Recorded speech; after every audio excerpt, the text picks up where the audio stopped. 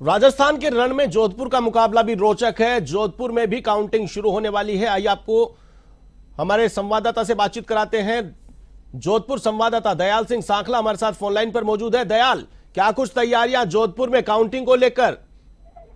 आशीष, बताना चाहूंगा जोधपुर की पॉलिटेक्निक राजकीय पॉलिटेक्निक महाविद्यालय में जो है मतगणना 8 बजे से शुरू हो जाएगी।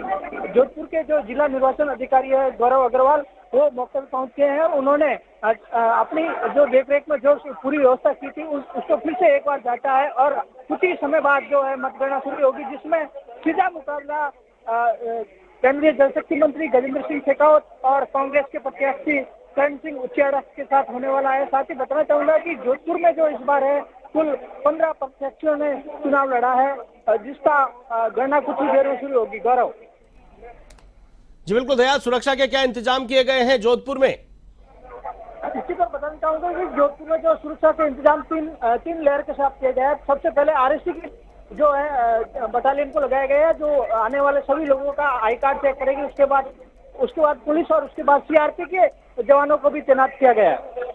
बिल्कुल, इसके अलावा कितने राउंड में काउंटिंग होगी और कब तक परिणाम सामने आ सकते हैं? क्या कुछ जानकारी दी गई है निर्वाचन आयोग की ओर से?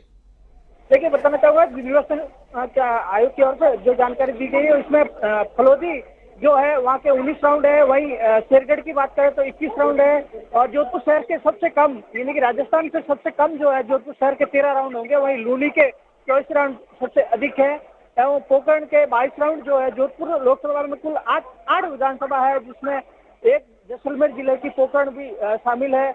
और साथ ही बताना चाहूंगा कि सूरसागर के जो है 19 राउंड है, वहीं सरदारपुरा के 17 राउंड होंगे। चलिए, तमाम जानकारी के लिए बहुत बहुत शुक्रिया। तो ये थे हमारे संवाददाता जोधपुर से दयाल सिंह सांखला, जिन्होंने बताया कि काउंटिंग कुछ ही देर में शुरू होने वाली है। सुरक्षा व्यवस्था माकूल की गई है। चाक चौबंद सुरक्षा व्यवस्था के बीच अब से कुछ देर बाद ईवीएम का खुलना शुरू होगा। सबसे पहले पोस्टल बैलेट की गिनती शुरू होगी और उसी के साथ ईवीएम के द्वारा भी परिणाम सामने आने शुरू हो जाएंगे। तो वहीं क्षेत्रवार आंकड़ों की बात कर लें, लोकसभा चुनाव में सबसे come round Tonk Sawai Madhopur seat पर होंगे। 20 राउंड में ये काउंटिंग पूरी होगी, तो वहीं 28 राउंड में राजसमंद लोकसभा सीट की काउंटिंग पूरी होगी।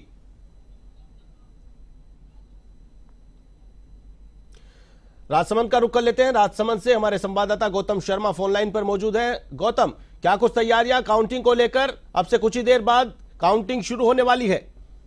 जी बिल्कुल, लोकसभा सीट की मतगणना आज बालकृष्ण विद्याभवन स्कूल में होगी और सुबह 8 बजे से ये मतगणना शुरू हो जाएगी।